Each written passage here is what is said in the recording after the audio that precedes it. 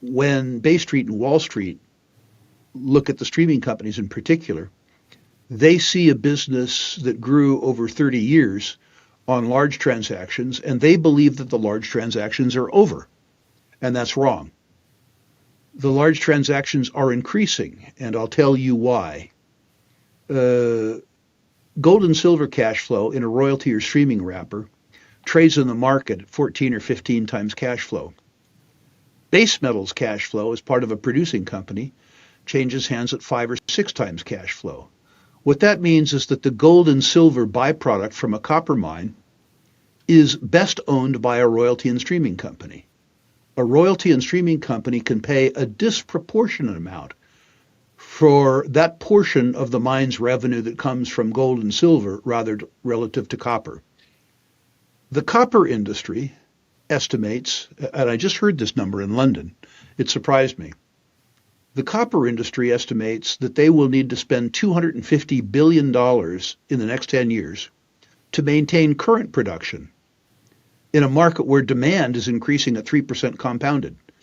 In those three circumstances, the financing of base metals projects, private sector M&A, and public sector M&A, I think that the opportunities available to the streaming industry dwarf the opportunities that we've seen over the last 30 years.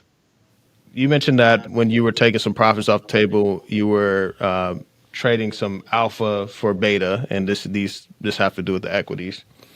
And so I do want to kind of go through some of the royalty and streaming companies as you rank many portfolios, and there's many levels to this. And so I know you're a big fan of like Wheaton and Franco-Nevada and such. And so I want to start with just some of your rankings on some of these companies because they do mitigate a lot of risk. They do trade at a premium. And before we even get into the actual companies, there's this perspective that there's little to no growth in this particular sector. And so I want to get your thoughts there because I know that many of these companies have a lot of exploration projects that aren't producing assets yet. And so I want to get your perspective there. Well, you made two great points there, Daryl. The first is that royalty and streaming companies are lower risk alternatives to exploration producing companies. The structure of the business is that you don't have a direct interest in the gold or silver mine, which means that you're not responsible for the capital cost, the operating cost, or the sustaining capital costs. You just get the money. Your gross becomes your net. From a general administrative cost perspective, too, operating gold mines is more expensive than not operating gold mines. Companies like Barrick and Newmont have huge staffs of geologists, engineers, accountants, stuff like that. The royalty and streaming companies don't have to have that because they don't operate things. So they're cheaper to operate. They're better businesses. And they're not sort of better businesses. They're way better businesses. That's important. The second point that you made is important too, which is to say when Bay Street and Wall Street look at the streaming companies in particular, they see a business that grew over 30 years on large transactions, and they believe that the large transactions are over, and that's wrong. The large transactions are increasing, and I'll tell you why. Gold and silver cash flow in a royalty or streaming wrapper trades in the market at 14 or 15 times cash flow. Base metals cash flow as part of a producing company changes hands at 5 or 6 times cash flow. What that means is that the gold and silver byproduct from a copper mine is best owned by a royalty and streaming company. A royalty and streaming company can pay a disproportionate amount for that portion of the mine's revenue that comes from gold and silver rather relative to copper. The copper industry estimates, and I just heard this number in London, it surprised me. The copper industry estimates that they will need to spend $250 billion in the next 10 years to maintain current production in a market where demand is increasing at 3% compounded. They're not talking about keeping up with demand. They're talking about maintaining current production. $250 billion. Now, the industry would appear to be, in terms of their access to free cash and credit, about $100 billion short. Where will that money come from? Lenders and streaming companies. The transactions that you will see in the future, building off out $7 or $8 billion porphyries, will mean that there will be an equity stack. Equity is part of the capital stack. There will likely be offtake capital contribution. There will likely be conventional debt. There will likely be subordinated debt, and there will almost certainly be a stream. And these transactions, the sale of precious metals byproduct streams from copper mining development, means that there are literally tens of billions of dollars of opportunity available to the precious metal streaming community from copper construction activities alone. The second facet of growth will be the consolidation of the mining industry and the precious metals mining industry. We're going to see a wave of M&A, billions and billions and billions of dollars of M&A. The cheapest form of quasi-equity is in a streaming space. And you will see, as you recently saw in the transaction where Hemlo was bought from Barrick, an important component of the compensation of the buyer to the seller will be accomplished by way of a stream. The third area of growth will be resource nationalism. Countries around the world would like to own larger parts of the producing assets within their countries. But many of the countries who desire these larger stakes don't have any money. They're precluded, often, but not always, by international convention from stealing those interests, so they have to buy them, but they don't have any money. How do they do that? Well, I suspect in the future, increasingly, there will be an accord between the company having the asset and the country that wants to own part of it, where the divesting company will finance the national interest partially by way of the sale of a stream. So in those three circumstances, the financing of base metals projects, private sector M&A, and public sector M&A, I think that the opportunities available to the streaming industry dwarf the opportunities that we've seen over the last 30 years. So let's go ahead and go through some companies, and I just want to get your idea for your rankings. You rank a lot of portfolios and such, and so you all be sure to submit your portfolios to Rick at ruleinvestmentmedia.com so that he can rank your portfolio. He's done thousands of rankings, and so let's start with some of the tier one companies. So I want to get your ranking on Franco, Wheaton, and Royal Gold. For the record, today's interview is taking place on the 17th of December. I say that because rankings are ephemeral. They're a snapshot in time. Something could happen in the news 4 weeks from now that completely obviate my ranking. So don't watch this discussion in June of 2026 and think that the ranking is current. Now let's get back to the question. Franco-Nevada is the best of the best, the finest precious metals investment on the planet. Despite the fact that it's done extremely well, I have it as a 4. Rankings are 1 to 10, 1 being best, 10 being worst. For the record, I've granted 11 number 1 rankings in 35 years of ranking stocks. A one ranking is extremely rare. Wheaton, I also have as a 4.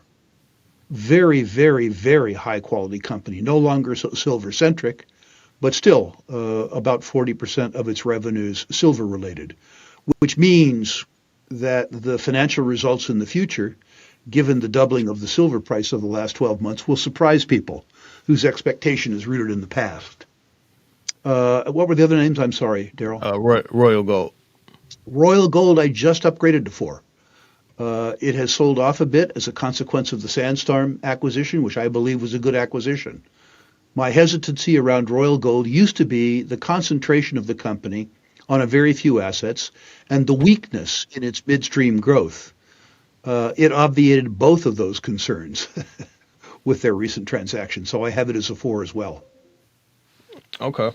So obviously the risks are a lot different for these companies. These companies are, multi-billion dollar companies. They're the biggest and the best. Let's go down another tier. Let's talk triple flag. I have triple flag as a 4 with a temptation to upgrade it as a 3 as a consequence of price performance. Triple flag is what I would call a mini major. There's a tier of companies below the majors. Triple flag is at that space. Much more systemic risk than the big companies because they have fewer tier one assets, which means that their revenues are unstable. It also means that it's easier to grow them, and they're selling at lesser multiples. I have triple flag as a 4. I'm very positively inclined to triple flag, and I've been adding it to my own personal portfolio. Okay. Then we have Aura royalties, formerly known as a Cisco royalties. Uh, Probably on fundamentals, the cheapest of the majors. Two tier one deposits, which means that you don't have the same reliance on tier two or three or tier three deposits. Also, what looked expensive but turned out to be a relatively fortuitous acquisition of the royalty portfolio of Orion, which is to say, at the point in time that they bought it, they paid a very full price. Then the gold price doubled Hmm. and made that acquisition look much more attractive. Again, I have it as a 4. Yeah, it's hard to get past the 4. So triple flag is the only one that's potentially going to be upgraded to 3. Just depends. Listen, if the prices of any of them get weak, understand that this is a function of price to value.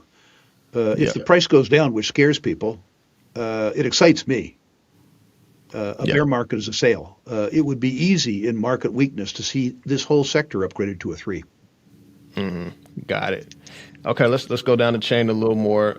So here, obviously, the companies are younger, newer, smaller, and such, and so obviously there's a little more risks there. But let's get in it. So Elemental Altus. I'm going to go out on a limb. The stock has done well. I have Elemental Altus as a 3. 3. You have seen some price weakness as a consequence of some Elemental shareholders selling and some EMX shareholders selling. That has been offset by a private infusion of $100,000, $100 million, pardon me, into Elemental Altus by Tether and the promise of access to more capital should the company need it. I believe there's going to be a consolidation of the tier three space. And I believe that the finest of the tier three royalty companies is Elemental Altus. In addition to having access to capital and the discipline to make intelligent acquisitions, through the EMX side of Elemental Altus, the company has the ability through prospect generation to create their own royalties, not to have to buy them, but in fact to make them. I Mm. note with some pride that I'm a founding shareholder of EMX. That is, I owned it pre-public. And I was a founding shareholder of Altus, one of the roots of Elemental Altus. So I go back with this company 25 years, and I can speak with real fondness as to the corporate culture on both sides of the merger. Okay. Yeah, that's good to know. So sticking along that same line of Tether taking investing in multiple streaming companies, we have Tether recently invested into Metalla royalty and gold royalty. So I want to get your perspective on those two. I have Metalla as a 5, and I have gold. Well, I have gold royalty as a 5 now, as a consequence of recent share price escalation. They're both fine companies. They're both companies that the market has treated fondly. I should tell people that my 5 and above rankings, despite the fact that 5 is a middle of the road ranking, my 5 or above rankings constitute 25 or 30% of my over rankings population. So a 5 might appear to the normal person to be a neutral. I personally own many 5s. Hmm.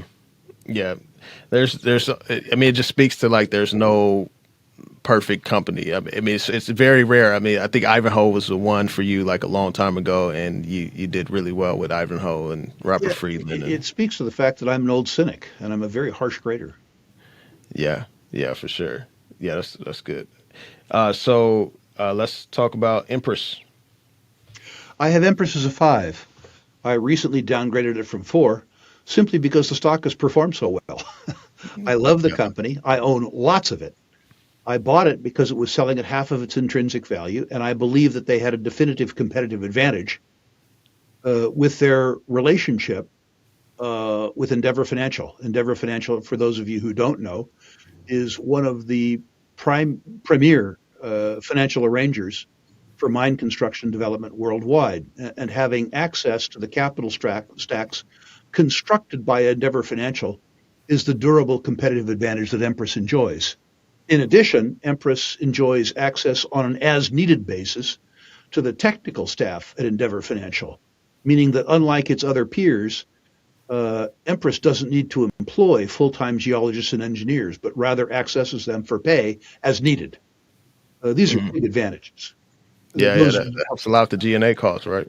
those big advantages are compounded by a very focused, very smart CEO. The reason I downgraded the company from 4 to 5 is simply because the share price is up 400% since I bought it. Yeah. Rankings are always a function of the juxtaposition between price and value. hmm Yeah, yeah, for sure. I remember engaging with Alex and Empress the first year at your symposium. That was back in the first year I went, which was in 2023, and I think they were trading at a little less than 30 cents at that point. And so, yeah, the performance has been amazing. Corporate performance has been good too. Uh, it's just not as cheap as it was then.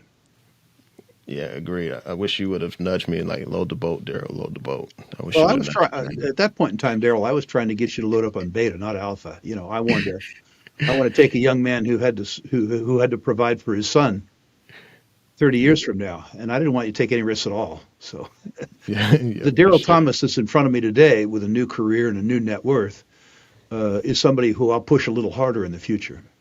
All right. I'm ready for it. I'm ready. Okay, so Origin. This was a company that you ranked on one of our episodes a long time ago. Was about what, a year or so ago, year maybe 2 years ago, and I think you had them at a 2 back then. And I did. the I did. performance just was amazing since then and such. And so, just curious in your perspective on them now. A couple of years ago, they owned the silica cap royalty, a royalty on a deposit in western Nevada that was shaping up to be a 10 million ounce or greater deposit. It was very clear to me that that deposit by itself was worth a substantial premium to the whole of Origin. And the whole of Origin also had another producing royalty, the Ermitaño. I believed at the time that the Ermitaño royalty was worth the whole market cap of Origin, and that the rest of their portfolio was worth half to two-thirds of the market cap of Origin, and that the Silicap royalty was worth twice the market cap of Origin, which is to say that I believe that the company could be broken up for 350% of the then share price. That's a pretty good deal. That's before any gold price escalation. And that's what happened. Yeah, Uh, yeah. they sold off the Silica Cap royalty. Huge win for shareholders. And they spun the rest of the company into the new Origin. The value proposition is less extreme now, but again, you have an experienced, honest team who doesn't have to buy royalties, but rather they create them. In particular, their future is in their own hands because the Ermitaño royalty generates enough money to sustain the company, earn a profit, and distribute a dividend while they grow. Okay, got it. And so this company, the next company, I'm not as familiar with.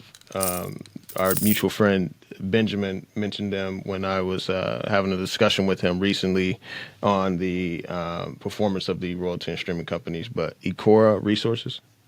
Yeah, Ecora has been a continued participant in the Natural Resources Investment Symposium, and it's a royalty company that I've owned for about 10 years. It's London listed, which has traditionally been a bit problematic because there wasn't a market for royalty and streaming companies in London, and the assets were non-London. They've addressed that with a North American listing, a Toronto listing.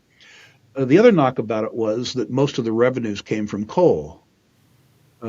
That's a double-edged sword. What it meant is that they were enjoying a lot of free cash flow, and the market hated that cash flow. I didn't, but the market did. The strategy was that the company would use that coal cash flow to diversify into non-coal royalty streams, which they did with spectacular success. They built a portfolio of both producing and soon to be producing and non-producing royalties that, relative to the price of the whole, relative to the market cap, was and arguably is still the cheapest in the space. The company has performed very, very well, but given the fact that the cash flow is derived mostly from materials other than gold, that cash flow hasn't been valued as highly as precious metals royalty and streaming companies have. The flip side of that is, like a different company in the same space, Altius Minerals.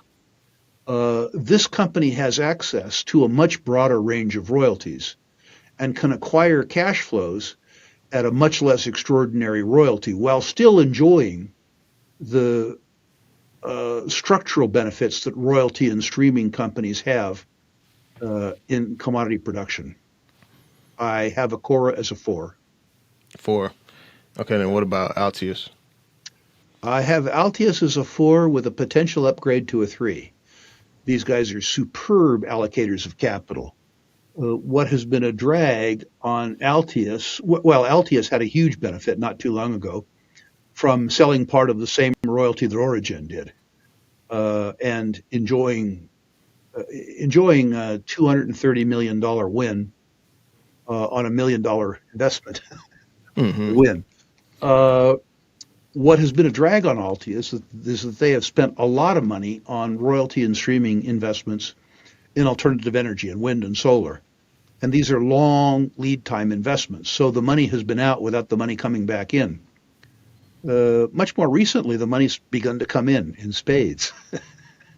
And I think that the free cash flow that you see in Altius over the next 2 years from their investment in so-called green energy, by the way, not operating investments. They don't have the capital cost, all that kind of stuff. They don't have the operating costs. They just get the money.